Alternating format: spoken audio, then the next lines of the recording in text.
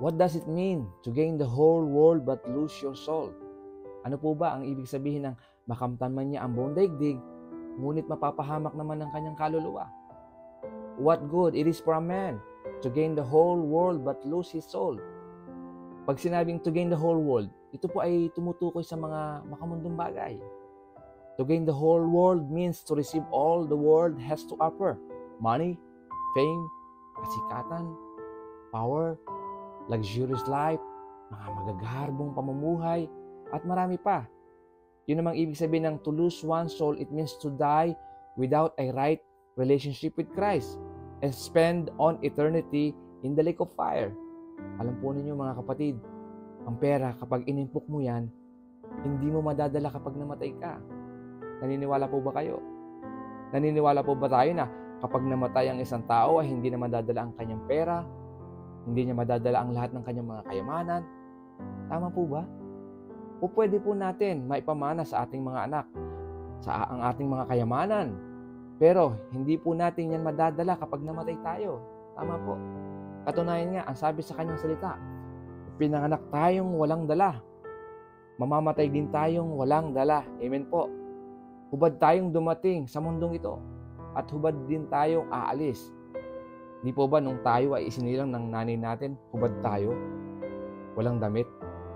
At ganoon din kapag namatay tayo, hubad din tayong lilisan sa mundo. Meron na po kayong nakita na namatay, nadala niya yung bahay niya? Wala. Meron na po ba yung nakita na namatay tapos nadala niya yung kotse niya? Di po ba wala? Wala pong halaga ang mga bagay sa mundo, ang mga yaman sa mundo. Dahil yung mga bagay na yan ay hindi natin madadala. Yung mga bagay na yan ay hindi mo makakatulong sa kaligtasan nating mga tao. Ang pinakamahalaga ngayon ay yung tamang relasyon natin sa Diyos. Yung meron tayong pananampalataya kay Jesucristo. Kapatid, hindi maliligtas ng kayamanan ang buhay, ang kaluluwa ng tao. Tunay nga na walang magagawa ang yaman, ang kasikatan, ang katanyagan upang maligtas ang kaluluwa ng isang tao. Tanging ang ating Panginoong Jesucristo lamang ang makakapagligtas sa amin. Amen po mga kapatid. Ang tema po natin sa araw na ito ay hango sa aklat ni Luke chapter 9 verse 24 to 25. Basahin po natin. For whoever wants to save their life will lose it. But whoever loses their life for me will save it. What good it is for man to someone to gain the whole world and yet lose or forfeit their very self. Maraming salamat po sa pagkabasa ng salita ng Diyos. Sa wikang Tagalog po, para po mas maintindihan po natin, ang nagmamahal, naghahangad maligtas ng kanyang buhay ay siyang mawawalan nito. Ngunit ang mag-alay ng kanyang buhay alang-alang sa akin ay siyang magkakamit noon. Ano nga ang mapapala ng tao? Makamtan man niya ang buong sanlibutan, kung ang katumbas naman ito ay ang kanyang buhay. Ano nga ang mapapala natin, kung siya'y mapapahamak naman? Ito pong verse na aking binasa, ang sumulat po nito ay walang iba kundi si Apostol Lucas, So, siya po ay isang manggagamot, physician, at siya po ay isang hintil, tinatawag na non-Jews. Hindi po siya kasama sa original 12 disciples. Pero siya po ay kasama sa mga 70 disipulo appointed by Jesus na matatagpuan sa Luke chapter 10. Si Apostol Luke po ay kasama ni Apostol Pablo sa kanyang mga missionary trip. At ito pong book ng Lucas ay isinulat para sa mga hintil na mananampalataya sa panahon na iyon. Itong pong particular verse na aking binasa sa verse 24, ang mismo ang Panginoon ang nagsasalita at nakikipag-usap sa kanyang mga alagad. Pinapahayag mismo ng Panginoong Hesus ang tukol sa kanyang kamatayan at sinabi niya sa kanyang mga alagad sa verse 23, bago sumapit ang ating particular verse, na ang sinumang nagnanais na sumunod sa kanya ay kailangang itakwil po ang kanyang sarili, pasanin araw-araw ang kanyang krus at sumunod sa kanya. So verse 24, ang naghahangad na maligtas ang kanyang buhay ay mawawala nito. Ngunit ang mawalan ng kanyang buhay alang-alang sa akin ay makakamit nito. So verse 25, ano nga ang mapapala ng tao? Makamtaman niya ang buong mundo kung mapapahamak naman at mawawala ang kanyang buhay. No, ang sabi sa talata, to lose my life, no, in order to save it. Parang ganito. No, para ma-save ko ang aking kaluluwa ay kailangan kong i-give up ang buhay dito sa mundo, no? Parang may contradiction. Paano mangyayari yung losing my life paano mangyayari yung losing my life could result in saving it? Parang kailangan mong na lumiko sa kanan para pumunta sa kaliwa. It doesn't make sense. And yet, this is what Jesus tells us to do, mga kapatid. Ito po ay inuutos ng Panginoon. But Jesus is talking about two different lives here. Yung una, the life we have now on earth. Yung buhay natin ngayon sa mundo. While the other is the life we have with Jesus. Yung magiging buhay natin sa Kanya. Mamili ka kapatid, alin sa dalawa? If we surrender to Him the life we have now, we will gain eternal life or yung tinatawag na buhay na walang hanggan sa langit. But, if we are unwilling, ayaw natin i-give up itong buhay na meron tayo ngayon for Jesus. Kung mas mahalaga sa atin ang mga makamundong bagay, mga yaman sa mundo, no? Ano ang mapapala nating mga tao? Makuha man natin ang buong yaman sa mundo kung mapapahamak naman ng ating kaluluwa. Baliwala din mga kapatid. Walang kwenta. Walang saysay. No? Walang saysay ang lahat kung wala si Kristo sa puso natin. No? Walang silbi po lahat ng mga kayamanan nating napundar. No? Kung tayo naman po ay mapupunta after nating mamatay doon sa dagat-dagatan apoy. Alam niyo mga kapatid, many people will try to have both. Parehas. They try to hang on this life, masyadong nakapit sa mundo, seeking all they can. Sige, payaman dito, payaman doon, impok dito, impok doon. Seeking to gain all they can and hope that one day, when life is over, that heaven awaits them. But Jesus clearly tells us that we cannot have both. Ang sabi nga sa kanyang banal na salita, no? Sa Matthew chapter 6 verse 24. No one can serve two masters. Either you will hate the one and love the other, or you will be devoted to the one and despise the other. You cannot serve both God and money. So, walang aliping makakapaglingkod sa dalawang Panginoon, sapagkat kapupuotan niya ang isa at iibigin ang ikalawa. Paglilingkuran ng tapat ang isa at hahamakin ang ikalawa. Hindi po natin maaaring paglingkuran ng pareho ang Diyos at ang kayamanan. Malinaw po na sinasabi sa banal na aklat that we cannot love and prioritize two different things at the same time. We should only choose one thing in which to focus our life and devotion. Mga minamahal ko at mga kapatid, kung talagang nais natin na sumunod sa Panginoon, ay we need to put God's worship and interest first in our lives. We should not allow materialism, recreation, entertainment, or other worldly things, no, mga makamundong bagay, to occupy our time and attention. Nauubos ng ating panahon at oras para sa pagpapayaman. Kapatid, if we are going to allow them, no, na to compete sa mga ating spiritual na buhay, sa ating pananampalataya sa Diyos, kung mas uunahin natin ang mga bagay sa mundo kaysa sa mga bagay na panlangit, and then we will most likely fail with our spiritual life. We cannot serve both God and money. Actually, binanggit ng Diyos ang mga salitang ito bilang bahagi ng kanyang sermon sa bundok, no, sa Sermon on the Mount, sa matatagpuan sa Matthew chapter 5 to 7, kung saan sinabi niya na nakamangmangan or foolish ang mag-impok ng mga kayamanan sa lupa. kung saan may naninirang insekto at kalawang at may mga nakakapasok na magnanakaw. Sa halip, ini-encourage tayo ng Panginoon na mag-impok ng kayamanan sa langit, kung saan ito'y panghabang buhay. Tama nga naman po mga kapatid, kapag tayo ay namatay, hindi po natin madadala ang lahat ng kayamanan natin sa mundo, gaya ng pera, kotse, bahay at lupa, mga alahas. Iiwan po natin lahat ng mga yan. Tulad ng sinabi ko kanina, may nabalitaan na ba kayo na namatay tapos naidala niya yung kayamanan niya? Wala po, di po ba? Wala po. No? Ang sabi sa mga ngaral, chapter 5, verse 15, kung paanong tayo walang dala ng isilang tayo dito sa digdig. Wala rin tayong madadala pagpanaw natin.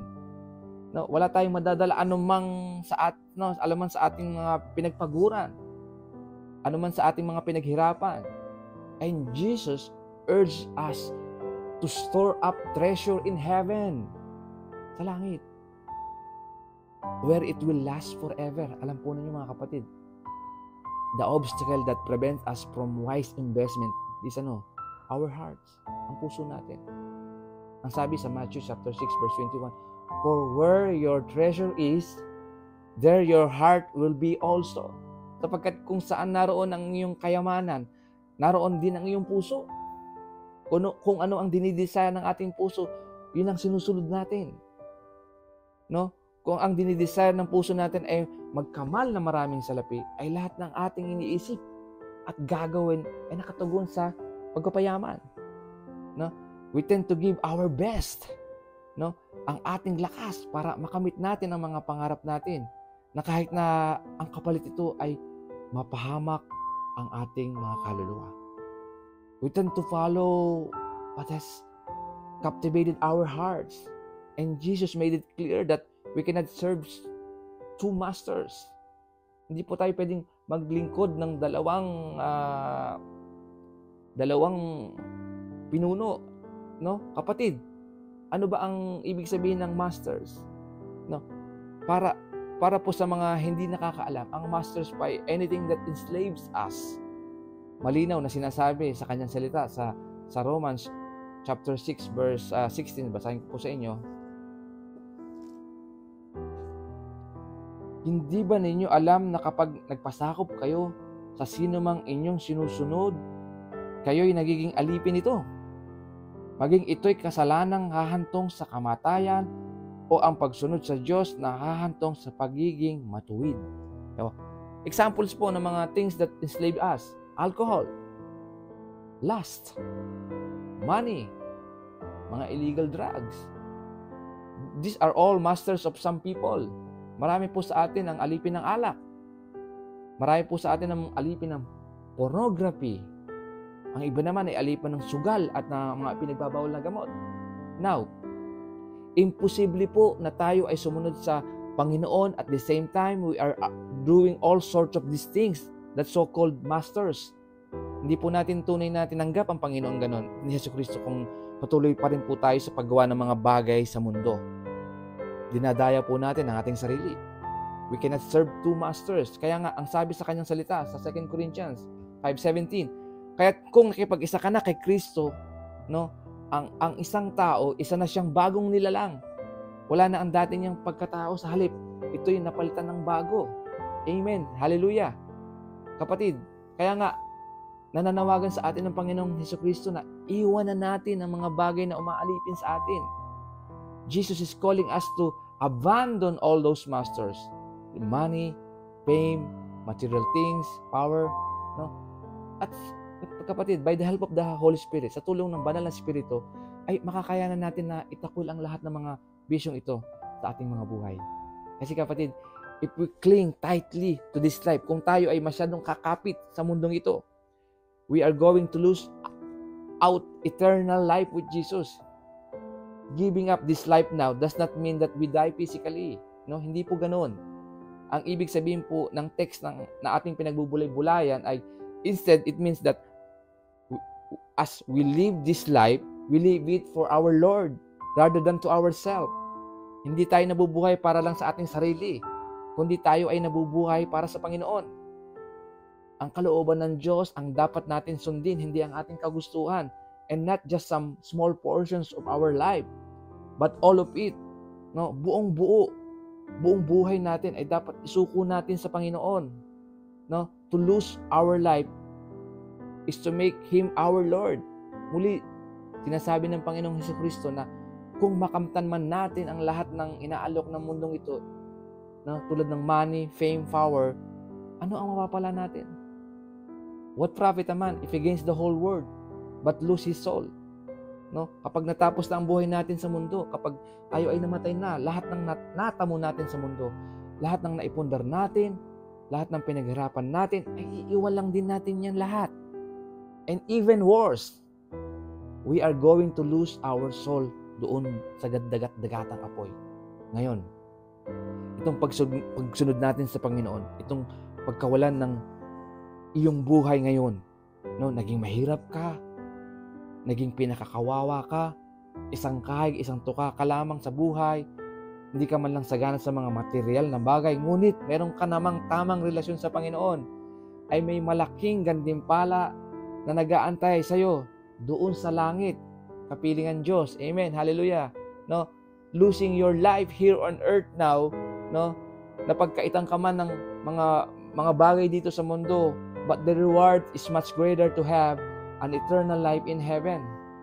Someday, it won't matter how rich we are, the car we drove, the house we live in, or how popular we are. On that day, kapag natapos na ang buhay natin sa mundo, what matters most is our relationship with Jesus Christ. Wala nang iba pang mas mahalaga, kundi ang magkaroon tayo ng tamang relasyon sa Panginoon. Dahil itong relasyon na ito, ang siyang magdadala sa atin tungo sa kaligtasan. Ang ating pananampalataya kay Kristo is the only way for us to be saved. It is only by faith in Christ na tayo ay maituturing na matuwid sa mata ng Diyos Ama. It is only by faith in Christ that we can be reconciled to God. No? Romans 5, chapter 9, 10. Yaman sa pamamagitan ng kanyang dugo, tayo ngayon ay napawalang sala.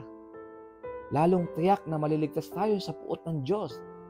Dati tayo mga kaaway ng Diyos, ngunit tinanggap na niya tayo bilang mga kaibigan sa pamamagitan ng pagkamatay ng kanyang anak na si Hesukristo. Ngayon, maitatanong niyo sa sarili niyo, talaga bang sinabi ni Jesus na siya ang daan patungo sa kaligtasan? Yes, kapatid, sinabi niya yun. Jesus clearly said that it is the only way to salvation and reconciliations with God. Jesus himself said, no, He was the only way to salvation. John 14:6.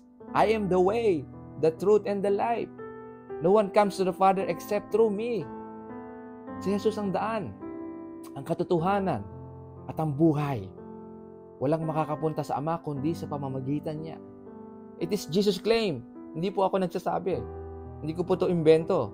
Ang Bible po ang nagsabi. Hindi ako. And this verse, Jesus Christ clearly eliminates alternative ways to God. No, some says, no, yung iba sinasabi, we can go to heaven because of our good works. Yung iba naman, ang kanilang religion siya ang batayan nila upang sila ay maligtas. Ang lahat ng mga ito ay mga maling paraan upang tayo ay maligtas dahil malinaw na sinasabi sa Bible na si Jesus lamang ang tanging daan at wala nang iba. Amen, hallelujah. Ang sabi din sa Acts chapter 4 verse 12, salvation is found in no one else. For there's no other name under heaven given to mankind but by which we must be saved. Kay Jesus lamang matatagpuan ang ating kaligtasan sapagkat walang ibang pangalan sa buong daigdig na ibinigay sa Diyos sa mga tao upang tayo maligtas. Hindi ibinigay ng Diyos ang pangalang Buddha. No, hindi ibinigay ng Diyos ang pangalang Allah, kundi ang pangalan lang ni Jesus. Ang siyang ibinigay ng Diyos sa atin upang tayo ay maligtas. Amen. Hallelujah. Praise the Lord. Kapatid, minsan lang ang buhay natin sa mundo. Isa lang. Hindi dalawa. Hindi tatlo. Isang beses lang tayong mabubuhay sa mundo. No more, no less. What we do in this life determine how we will spend eternal life. Kaya't kung nabubuhay tayo na nagsisikap na makamit natin ang mga yaman sa mundo, masyado tayong nakapokus sa mga makamundong bagay, if we are trying to bring fulfillment only to ourselves and seeking to achieve things that bring honor to us, only to ourselves, we are going to end up losing everything of eternal value. Kasi kapatid, kapag tayo ay namatay, all we can take with us into the next life is our relationship with Jesus. Kaya huwag po natin masyadong pagtuunan ng pansin ang mga bagay na hindi gaanong mahalaga, ang mga bagay na walang kabuluhan, at yung mga bagay na nabubulok at nasisira. The only lasting investment for our lives is in Jesus Christ. Amen. Glory to God. Hallelujah. Until next time, sa Diyos po ang kapurihan. God bless.